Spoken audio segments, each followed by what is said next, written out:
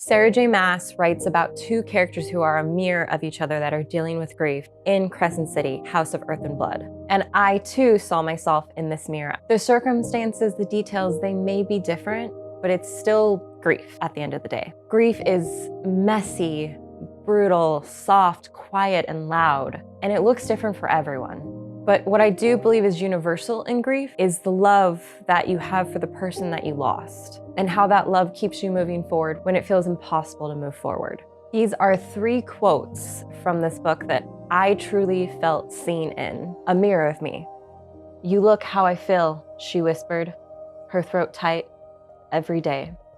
This quote is when Hunt, who he's an assassin and he works for the city as also a soldier, and he's been forced to team up with our main character Bryce to solve the murder of Bryce's best friend Danica. Hunt is just as important to Bryce's journey as it is just important that Sarah wrote Bryce's character and her story in general. Hunt is a mirror to Bryce. They have both dealt with grief and losing someone really special to them in different ways and lost them in very horrific ways. And Bryce says this to him after he comes home from a night where he was ordered to do a kill. And he's just completely lost, and she gives him a shower and is washing all the blood off of him. And she looks at him in his eyes and she literally sees a mirror of herself and says that to him. I know that their relationship in this book is romantic, but anytime you meet someone who's been what you have been through, you feel a lot less alone. There are a lot of things that happened around my dad being sick and his death that made the grieving process feel very lonely for me. So finding friends who have gone through something similar to what I've gone through, essentially losing a parent, which it's, you don't want to find someone who has that in common because it sucks that it happened to them. But when you do find that, you kind of feel like you can stop holding your breath for just a moment. So Sarah writing this moment literally made me feel like I was seeing myself just as Bryce saw herself in Hunt. I was able to find a friend through Bryce and Hunt in this moment and just release some of the tension. And I'm just so happy it existed, and I needed this moment just as much as Bryce needed it for her arc. The next quote is, we're later further on into the climax of this story, and Bryce has made the drop, which is essentially a way that you can become immortal in this world. And when you do it, you need someone alive tethered to you to pull you back up into the world again, out of this darkness, otherwise you'll essentially die. And Bryce decides to do this drop near one of the gates in the city. And it has been said that the gates, there's multiple gates in the city, and you can speak to people through the gates in different parts of the city. Now, this is really important because Bryce essentially doesn't have anyone. Hunt is next to her, he's about to die. Bryce essentially decides to see if she can reach anyone in the city. There's been an attack, everyone's kind of in lockdown, but maybe someone's out there that can help her do the drop. And she hears Danica's voice. Now, this is really important to note because Danica is dead, but she is technically in the bone quarter, which is where all the souls who have passed on go to. Danica has a small spark of her soul left. And this moment really shook me because Sarah gave us this beautiful gift of Bryce getting to not only speak, but see the person that she lost one more time. And I think all of us wish that we could have one last time, after everything that's happened, go back in and talk about unanswered things. I'm scared. Danica grabbed her hand again. That's the point, Bryce, of life. To live, to love, knowing it all might vanish tomorrow.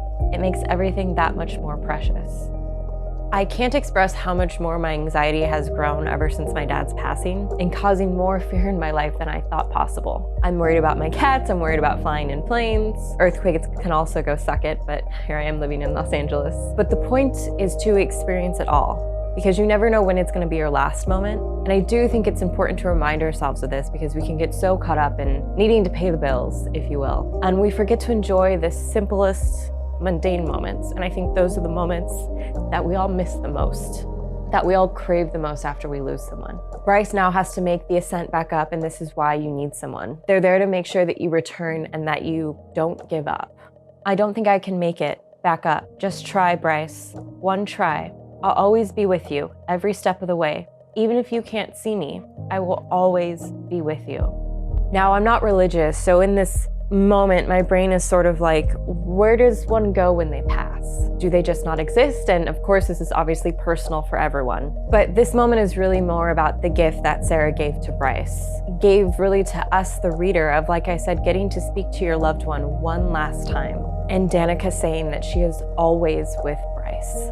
I may not be able to call my dad anymore, but I can carry around his love that he has for me, and that's how he'll always be with me. And I know he would want me to keep moving forward, just as Danica wants Bryce to keep moving forward, and to cherish it all because it could be gone so quickly. And this really ties into what the main quote of the book is. Through love, all is possible. As much as I miss my dad and the fear that more things could be taken from me in life, I need to let that fear go and enjoy what I do have, because that could all change so quickly. Bryce lost another one of her friends during this book towards the climax. Lele?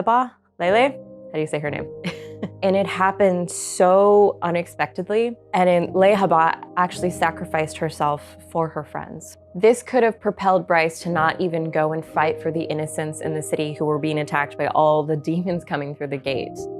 This could have also easily made Bryce not want to do the drop, which essentially saved everyone in the city by closing the gates, and additionally also saving Hunt's life.